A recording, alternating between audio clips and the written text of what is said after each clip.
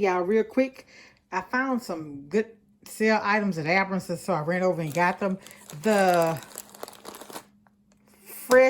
the frozen vegetables were 88 cents. You can only get 6. So I got the green peas and diced carrots. Y'all know this from my stir fry. I got the broccoli florets. I'm gonna make a broccoli.